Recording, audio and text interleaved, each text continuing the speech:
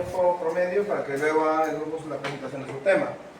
Ya, a ver, en esta semana nos toca desarrollar lo que es a otro grupo de almintos, ¿no? Que seguimos con el tema de la histoparasitosis, ¿no? Recuerden, cuando hicimos la clasificación de almintos, lo habíamos clasificado en plagialmintos, ¿no? Y en nematelmintos y también el grupo de los tremátodes, ¿no? Y entonces el día de hoy nos toca hablar sobre los tremátodes. A pesar que este grupo de tremátodes no vienen a ser, está relacionado con lo que es la histoparasitosis, ya que se alojan a nivel de los tejidos, ¿no? Vamos a detallar ahora, ¿no?, cómo es que se lleva a cabo ello. ¿No? También algunos nematodes relacionados con la histoparasitosis, como es el caso del género Toxocara, Trichinella y algunas filarias, ¿ya? Bien, dentro de las características de los tremátodes, si ustedes revisan sus sílabus, vamos a encontrar, ¿no?, que existen tremátodes que tienen forma laminar y algunos tremátodes que tienen forma ascaroidea, es decir, de ser de forma cilíndrica, ¿no?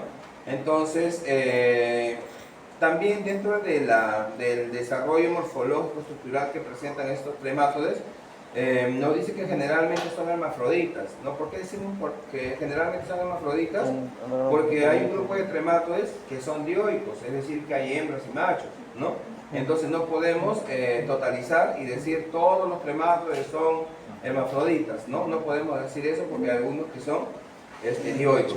Para el caso del desarrollo de nuestro trabajo, ¿no?, porque de repente me imagino que acá agarran libros, literatura, y van a encontrar en la literatura, aparte de los tremátodes que vamos a estudiar, otros tremátodes también, que tienen otra biología, ¿no? Entonces, de lo que usted va a decir, pero el profesor no nos dijo, no sé cuánto, no, eso lo van a encontrar ustedes de acuerdo al libro que ustedes agarren, ¿no? Pero para el caso del desarrollo de sílabus solamente están estipulados dos tremátodes, que es Fasciola y Paragonimos. Para esos casos, no, los dos tremátodes sí son hermafroditas, ¿no? Son hermafroditas. Tienen forma laminar, cuerpo aplanado, ¿ya? Y como les decía, ¿no?, tienen un desarrollo directo y dentro de sus ciclos fases evolutivas necesariamente requieren de huéspedes intermediarios. En este caso, algunos moluscos y algunos artrópodos que van a permitir completar su ciclo evolutivo. Normalmente los tremátodes están relacionados, ¿no?, con lo que es la actividad de la ganadería, ¿no? Por ejemplo, en los valles de Cajamarca, Mantaro, en los valles centrales, ahí vamos a encontrar bastante casuística sobre tremátodes, ¿no? Entonces también vamos a encontrar pacientes afectados por esta parasitosis. Bien, vemos acá lo que es la característica general de los tremátodes, lo que nos indica que tienen forma laminar, forma aplanada, presentan una ventosa oral, una ventosa ventral que les permite además fijarse, ¿no?, en los tejidos donde estos parasitan. Vamos a detallar luego, ¿no? Esta forma laminar a manera de hojuela que ustedes ven, ¿no?, comprende lo que es un aparato reproductor masculino y femenino, sistema digestivo completo. Corresponde al género Fasciola y corresponde al género Paragonimos, ¿ya? Sin embargo, la otra imagen que ustedes ven corresponde al género Schistosoma, que en este caso no lo tienen ustedes en el desarrollo de sus sílabos. En este caso estos sí son dioicos, no son hermafroditas, y tienen un aspecto ascariforme, ¿no?, como podemos ver ahí, ¿no? Pero sin embargo están clasificados en este grupo por alguna estructura que presenta, como es una ventosa oral y una ventosa ventral y algunas características más que comparten con el grupo de los tremátodes. Por eso están clasificados en este grupo. Bien, vamos a hablar un poco de lo que es la fasciola hepática, ¿no? La fasciola hepática viene a ser un tremátoide que normalmente parasita a lo que es el tejido hepático, pero sin embargo también puede causar lo que es una fasciolosis no ectópica, es decir, alojarse fuera del tejido hepático. Específicamente se van a alojar en los conductos biliares del tejido hepático, ¿no?, donde van a obstruir y donde van a generar la producción de tejido fibroso o cuadros de hiperplasia o metaplasia en el tejido interno de los conductos biliares, ¿no? Y ello va a conllevar a que un paciente pueda tener, pues, un cuadro de obstrucción, ¿no?, en las vías biliares, o en todo caso también un cuadro de hepatomegalia, ¿no?, y si tiene complicaciones con esplenomegalia, ¿ya? Vamos a ver entonces que la fasciolosis, ¿no?, se le conoce así a la patología, ¿no?, o también se le conoce como duela hepática también, o también se le conoce como distomatosis, ¿no?, así lo van a encontrar ustedes en la literatura, ¿no? Para esto generalmente, mayormente está relacionado con lo que es la ganadería, ¿no? De tal manera que en las personas que se dedican a esta actividad está relacionado con pérdidas, ¿no? Económicas, ¿no? Y donde nosotros, bueno, los seres humanos somos los huéspedes accidentales, de manera accidental, que nos podemos infectar, ¿no? Con fasciola hepática y poder desarrollar lo que es la fasciolosis o la listomatosis con patología o cuadro clínico no relevante, que lo vamos a detallar más adelante. Como podemos ver acá, ¿no? La localización del parásito del adulto de fasciola en los conductos internos ¿no? de los conductos biliares. Bien, dentro del ciclo evolutivo de fasciola hepática vamos a encontrar estadios, ¿no? Estadios como son los huevecillos, ¿no? Que tienen forma ovalada o calculada. Estos huevecillos, cuando el adulto, ¿no? El adulto, ya sea el animal o ya sea la persona, ¿no? Cuando la fasciola llega a la fase adulta, comienza con la eliminación de huevecillos. Estos huevecillos caen a la vía digestiva y de la vía digestiva salen a través de las heces, ¿no? ¿A dónde tienen que caer? Tienen que caer el agua, ¿no?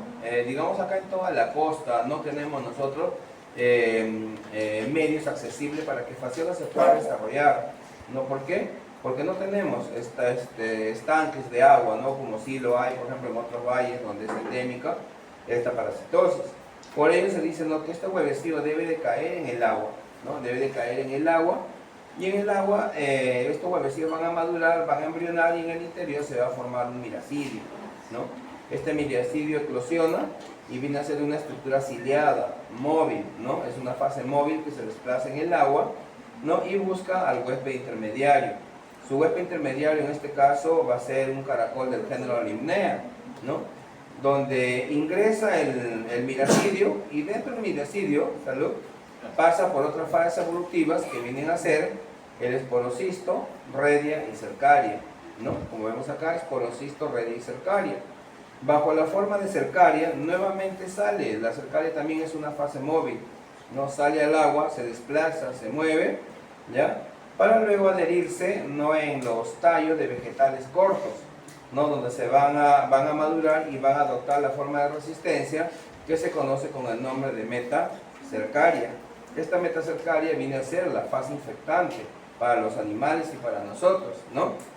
Los animales se van a infectar pues consumiendo los pastizales, ¿no? Donde estén esta metacercaria, y nosotros aquellos vegetales, ¿no? Como la lechuga, la espinaca, o no sé qué otros vegetales de tallo corto que podamos consumir, que puedan ser regados con estas aguas, ¿no? Y por la mala higiene o hábitos de mala higiene que tengamos, ¿no? Al no lavar debidamente los vegetales, nos podemos infectar de manera accidental, ¿no? Y acá tenemos por último el adulto de fasciola, donde vamos a ver, ¿no? Su ventosa oral, una ventosa ventral, que le permite para fijarse y adherirse en los conductos, en la parte interna de los conductos biliares. Y acá tenemos lo que es el huésped intermediario, ¿no? Que es un molusco, un caracol del género Limnea. ¿Cuáles son los estadios que van a pasar dentro del caracol? Son tres. ¿Cuáles son? Esporocisto, redia y cercaria, ¿no? Muy bien. Bien, como les decía, nosotros nos infectamos, miren ustedes acá, al ingerir estos vegetales de tallo corto, tanto los animales así como nosotros, ¿no? Que van a tener, en este caso adherido, la forma de resistencia o la metacercaria, que vienen a ser la fase infectada. Una vez que ingresa la metacercaria, ¿no? Llega al estómago, llega al intestino, y esta van a atravesar la pared intestinal, ¿no? Como lo hacen otros estadios larvarios también de otros parásitos, ¿no? Atraviesan la pared intestinal y se van a dirigir al tejido hepático, ¿no? También puede causar también lo que es una fasciolosis ectópica, es decir, quedarse fuera en otro tejido, fuera del hígado, ¿no? Y causar otra patología en el paciente, pero normalmente tienen que llegar al hígado, ¿no? Entonces para ello vamos a ver ahorita cómo se dan las fases evolutivas, ¿no? En el cuadro patológico.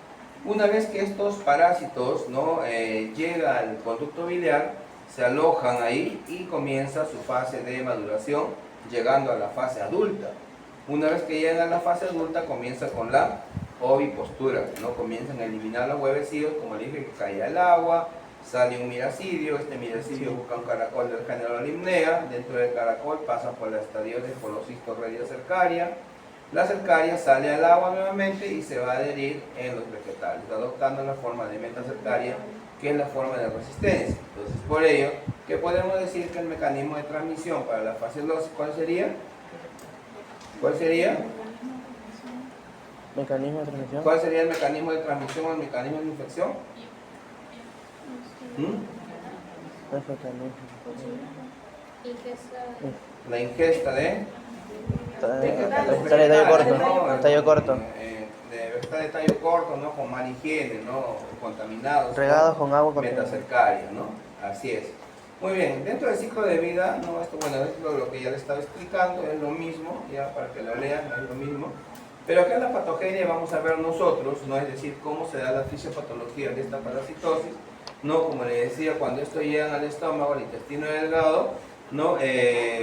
Cursan a través del proceso de migración, ¿no? Para llegar al tejido hepático, ¿no? Entonces, dentro de ellos van a causar cierto tipo de lesiones a nivel del parénquima hepático, ¿no? Hasta que pueden llegar a su localización y adoptar la forma adulta en las vías biliares.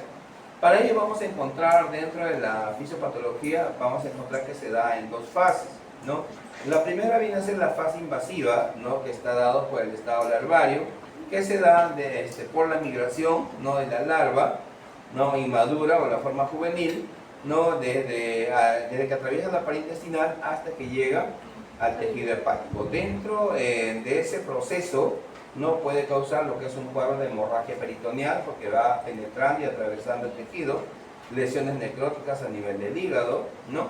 Y por último tenemos la fase de localización, es decir, la fase de estabilización del parásito hasta adoptar la forma adulta, ¿no? ¿Y dónde se va a dar ello? Se va a dar en la mucosa biliar, ¿no? En la mucosa biliar, generando lo que son los cuadros de hiperplasia, metaplasia, ¿no?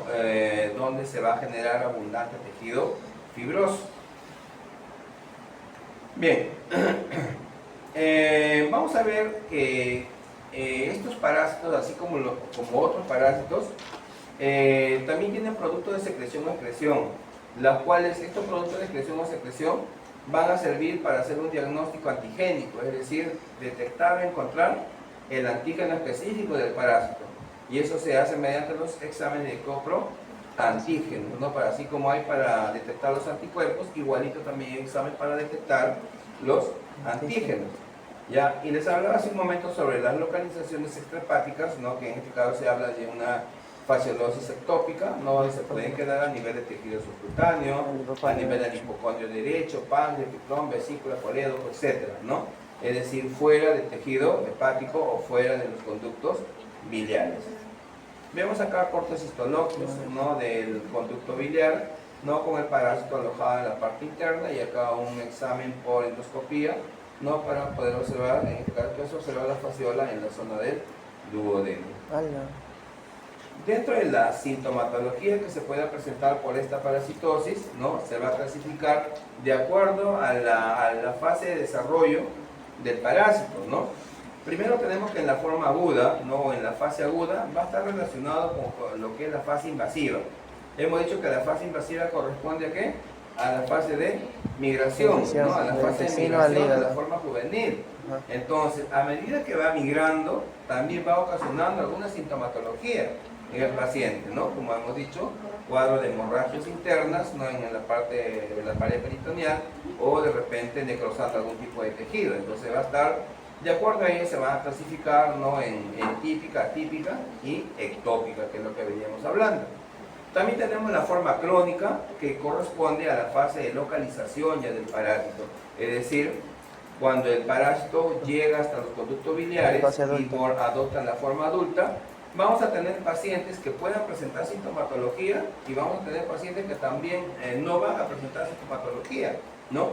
No todos los cuadros de parasitosis los pacientes presentan la sintomatología característica, ¿no? Eso va a depender bastante de ¿qué? De la respuesta inmunitaria del paciente, ¿no? Entonces, hay algunos pacientes que van a ser sintomáticos, ¿no? Que van a ser la clínica característica de la parasitosis, y otros no. Pero sin embargo, estos pacientes asintomáticos son los de mayor riesgo. ¿Por qué?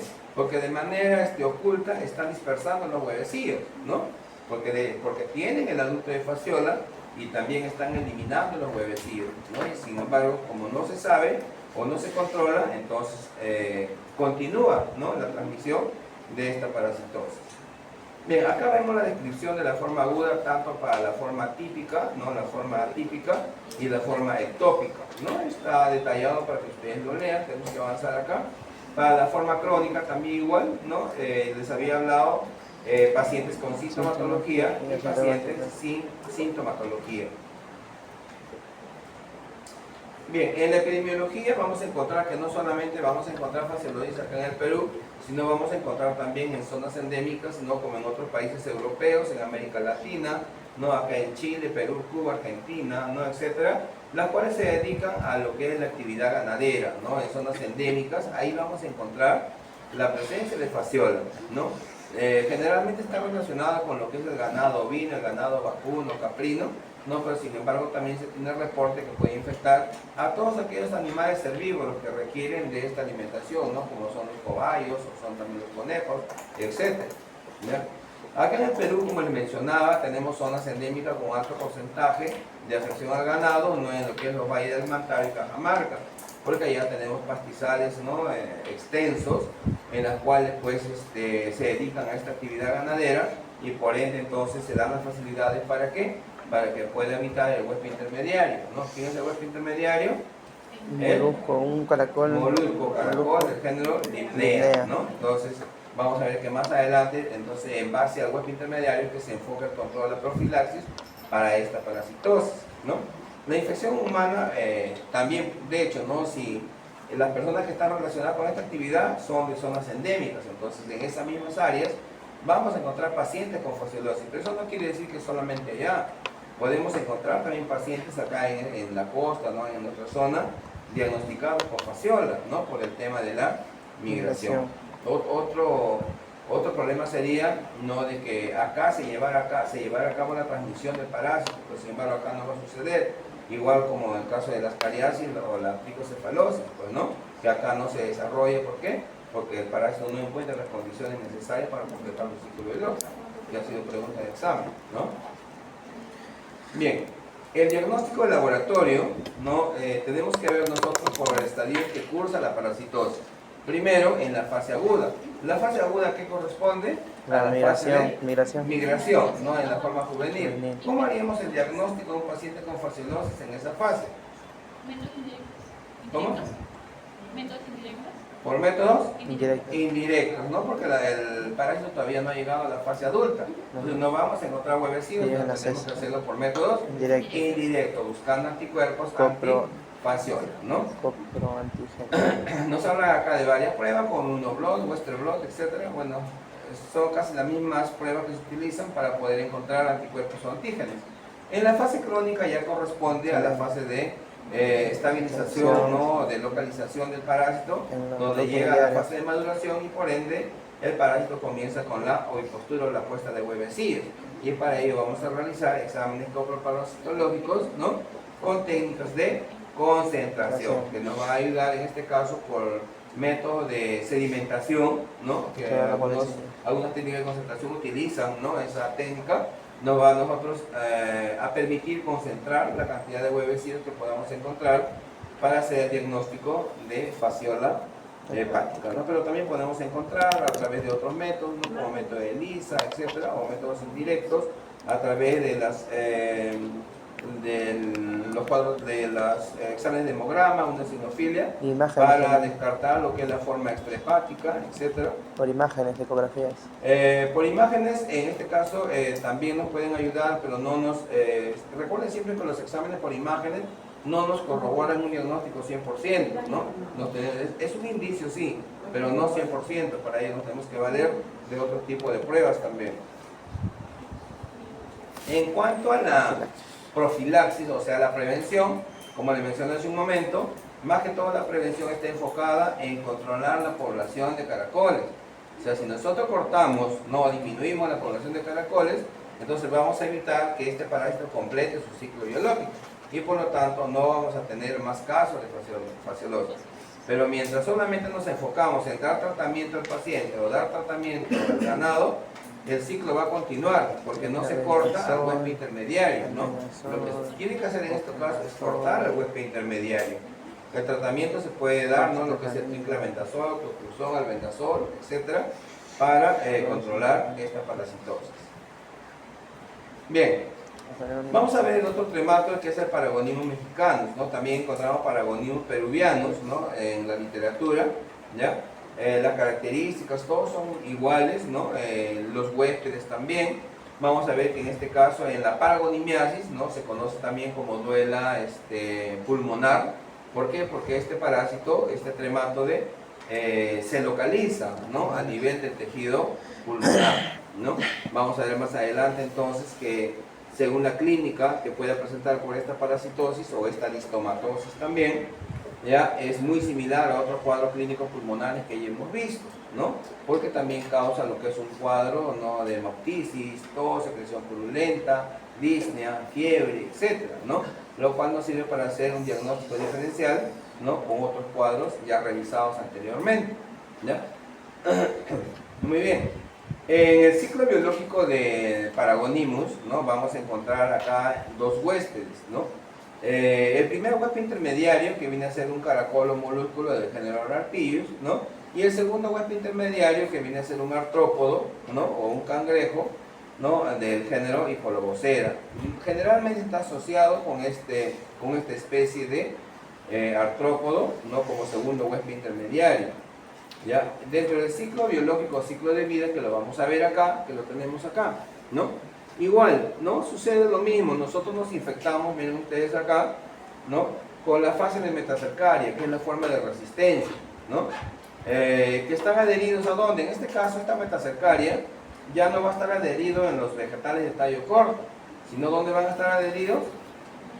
En el soma o en el cuerpo de estos artrópodos, ¿no? Ahí van a estar adheridos. De tal manera que nosotros nos infectamos, ven ustedes, al consumir estos artrópodos en mal estado de cocción, ¿no? Aquellos que tienen por hábito de consumir, ¿no? Semicrudo, ¿no? Solamente a limón, etcétera, en áreas endémicas donde exista pues este artrópodo. Nosotros nos infectamos, miren ustedes, ¿no? Ingresa la metacercaria, se libera la larva en el estómago, en el intestino delgado, y luego atraviesa, ¿no? Lo que es la pared peritoneal, llega por los músculos intercostales, hasta llegar al tejido pulmonar. Ahí se van a alojar. Igual van a causar un cuadro de fibrosis, hiperplasia, metaplasia alrededor del parásito, ¿no? Lo cual va a asemejar a un granuloma, un diagnóstico por imágenes, ¿no? Una vez que está alojado el adulto, comienza con la puesta de huevecillos, ¿no? Estos huevecillos son expectorados, como ustedes ven acá, ¿no? Son expectorados y muchas veces son eliminados directamente, ¿no? O en todo caso también pueden ser tragados por el mismo paciente y ser eliminados a través de las heces. Es por ello que el diagnóstico de la paragonimiasis, para el diagnóstico, se puede utilizar tanto las secreciones respiratorias, así como también a través de un examen coproparasitológico. Igual va a ser de validez. Pero también nos tenemos que apoyar en el antecedente epidemiológico del paciente para poder descartar una paragonimiasis, ¿no? Como sabemos, la clínica de la paragonimiasis es muy similar pues a un cuadro de síndrome de Loeffler o un cuadro muy similar a una aspergilosis, ¿no? Que lo van a llevar en microbiología, o muy similar también a una tuberculosis, ¿no? Etcétera. Entonces, para ello yo tengo que valerme, ¿no? de la epidemiología del paciente para poder hacer un buen diagnóstico y descartar en este caso, para este caso, una listomatosis hepática. Bien, como vemos acá los huevecillos igual, tienen que caer al agua, lo mismo, ¿no? Sale un miracidio, como ven acá, ingresa al huésped intermediario, que viene a ser un caracol de qué género. ¿De qué género? ¿Dalila? No, Lepnia. ¿Qué Lepnia. género? Lepnia. Ah, no me da. ¿Quién se olvidaron? Sí. Lepnai. No es el mismo, ¿cómo es el mismo? ¿Es el mismo? Ahí está, ¿de qué género es? Ah, los virus colombianos. Claro, es el caracol del género Arapil, de ahí cambia, ¿no? El caracol del género Arapil, igual, y los estadios son similares, ¿no? Pasa por esporocisto, redia cercaria, sale la cercaria, en este caso no se dirige a los vegetales, sino se dirige, ¿no? Para adherirse en el soma o en la parte corporal del artrópodo, ¿no? El cangrejo, ¿de qué género? Crustáceo. ¿Ah? ¿Cómo? Y polvocera, ¿no? Muy bien, cangrejo de género y polvocera. Bueno, y así pues se repite, ¿no? Muy bien, acá vemos lo que es las fases evolutivas del parásito. Los huevecillos son muy similares, con un opérculo en la parte anterior, por donde sale en este caso el miracidio. El mecanismo de transmisión para este caso, ¿cuál sería? La ingesta. Ingesta La ingesta de carne mal cocida. de De... los artrópodos, no es carne, ¿no? No, carne. Es un artrópodo. No como esa En hueá. mal estado de cocción, ¿no? Entonces, o infestados con metacercaria de Paragonimus, ¿no? Muy bien. Bien, acá vemos lo que es el desarrollo fisiopatológico, como les indicaba hace un momento, ¿no? La metacercaria o la larva atraviesa, dice, la pared del tubo digestivo, se traslada por los músculos intercostales, que ya les expliqué, ¿no? Llegando hasta el parénquima o tejido pulmonar, donde hace una cavidad y llega a la fase adulta, ¿no? En esa cavidad va a generar lo que es un tejido fibroso, lo que se conoce como granuloma. El adulto comienza con la puesta de huevos, que son eliminados, ¿no? A través de los bronquios o bronquiolos, ¿no? O pueden ser deglutidos o expulsados de la parte externa, ¿ya? Y para lo cual nos va a servir a nosotros para hacer el diagnóstico, ¿no? Acá en la patogenia, que también les expliqué, ¿no? Que en este caso se inicia con la migración de las larvas a través de los diferentes tejidos para llegar al tejido pulmonar, causando lo que son algunos abscesos o también algunos cuadros de hemorragia, porque pasa, rompen tejido y rompen vasos, entonces pueden causar hemorragias internas, ¿no? Muy bien. Como le decía, el adulto, cuando llega al parénquima pulmonar, ¿no? Va a generar un tejido granulomatoso, muy similar al granuloma causado por Mycobacterium tuberculosis, ¿no? Por eso el diagnóstico por imágenes es muy similar. Entonces nos tenemos que basar en otros aspectos para poder nosotros indicar que se trate de una distomatosis hepática. Bien, acá tenemos corpus histológico de tejido pulmonar. Dentro de los síntomas vamos a encontrar nosotros un cuadro de reacción inflamatoria que se da a nivel pulmonar, una tos persistente, cavidades formadas conectadas, ¿no? Con las, a nivel del parénquima pulmonar, ¿no? Y eso va a conllevar pues a que el paciente puede presentar síntomas clínicos correspondientes a esta parasitosis. Acá también vamos a encontrar, ¿no? Lo que es el periodo invasivo, que corresponde a ¿qué? A la migración del estado larvario o de la forma juvenil, ¿no? El que atraviesa la pared intestinal hasta que llega al parénquima hepático, ¿no? Y luego tenemos el periodo de localización, en este caso que el paciente va a presentar un cuadro de tos con expectoración hemostoica o hemoptisis, disnea, fiebre, etcétera, ¿no? Que son muy similares a otros cuadros clínicos pulmonares. En la epidemiología, ¿no? Vamos a ver que también lo vamos a encontrar a nivel de Sudamérica, a nivel de Norteamérica, etcétera, que es decir, que una distribución, ¿no? Acá en el Perú, en Ecuador, acá en el Perú también tenemos, ¿no? Generalmente en los valles de Cajamarca, La Libertad, que son endémicos para esta parasitosis, entonces vamos a encontrar pacientes con paragonimiasis, ¿no? Pero sin embargo también nos dice que hay referencias que podemos encontrar en algunos sectores de la selva, ¿no? Como Tingo, María, San Martín y otros. Para el diagnóstico, ¿cómo haríamos el diagnóstico de la paragonimiasis? El diagnóstico lo podemos hacer por método directo a través de la secreción respiratoria, ¿no? ¿Qué Con más? las heces también. Y un examen coproparasitológico. ¿Con qué técnica? ¿O método? Método de concentración, método de concentración, ¿no? Muy bien. También podemos hacer a través de pruebas inmunológicas, ¿no? Como el uso de fijación de complemento, ELISA, IFI, etcétera, que nos van a ayudar.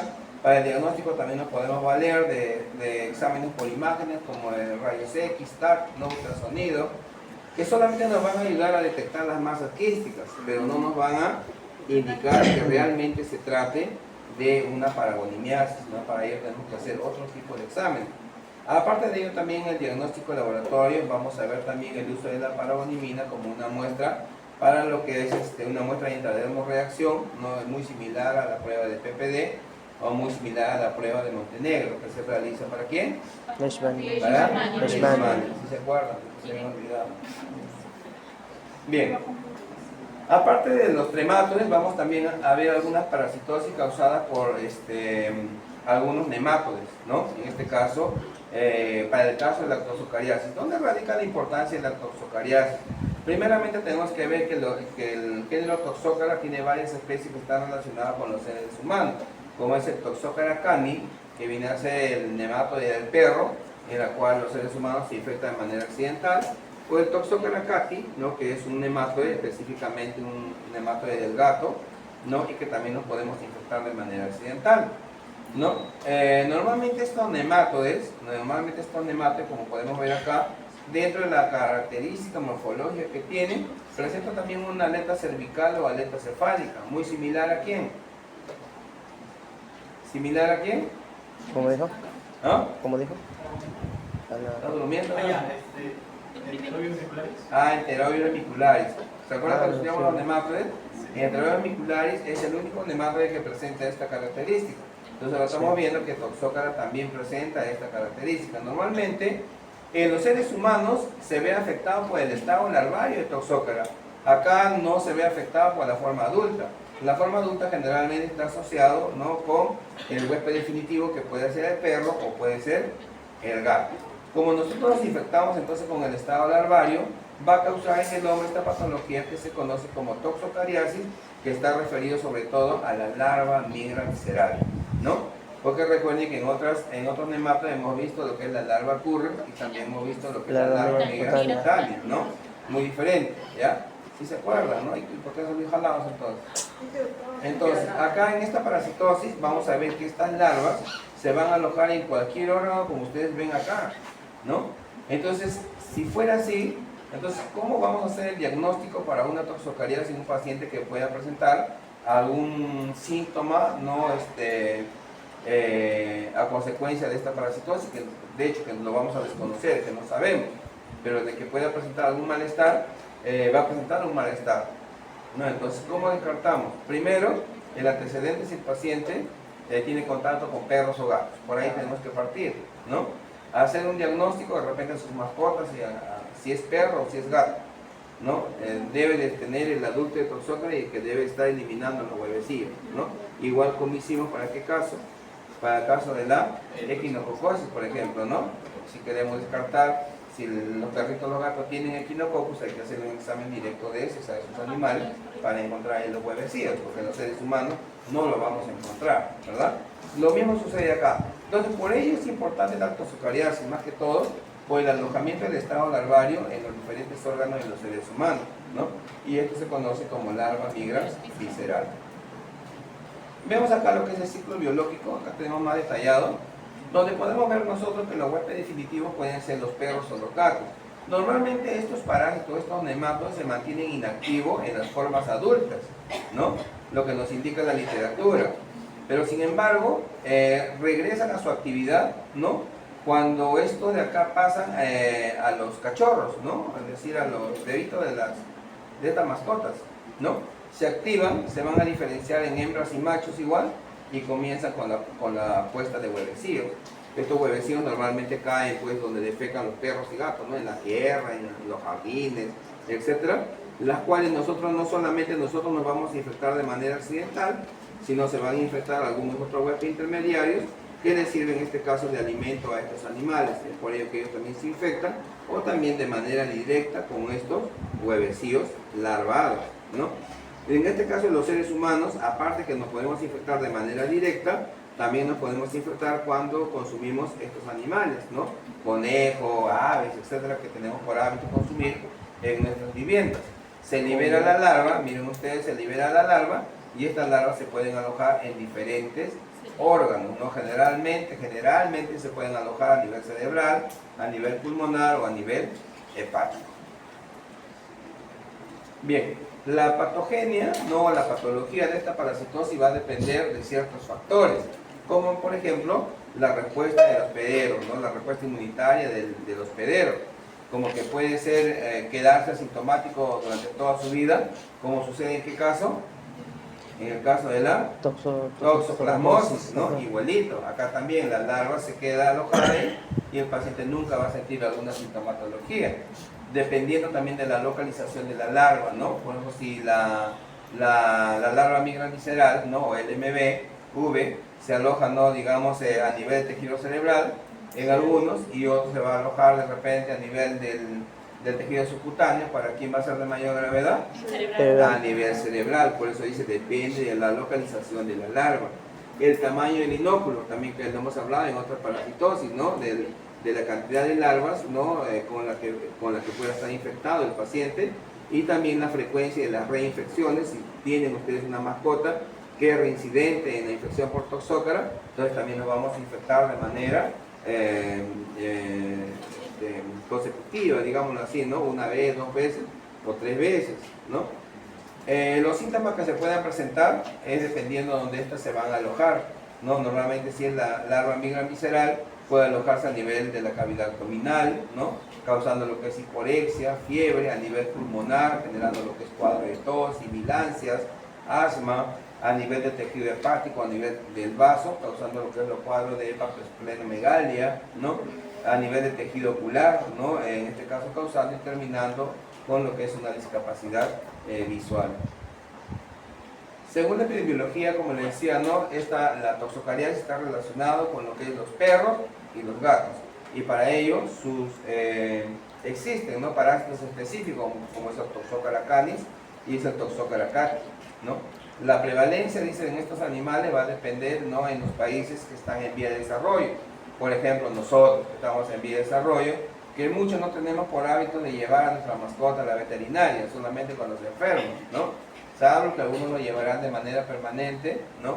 A desparasitarlo, a lavarlo, bueno, etcétera, ¿no? Pero sabemos que si ustedes, es como si alguien tiene su hijito y lleva a su colegio bañadito, peinadito, libre de piojos, ¿no? A la semana está lleno de piojos en el colegio, no todos desparasitan a sus niños, ¿no? Entonces, igualito, ustedes con la mascota, ustedes sueltan su perrito al jardín, al parque, se infectan, ¿no?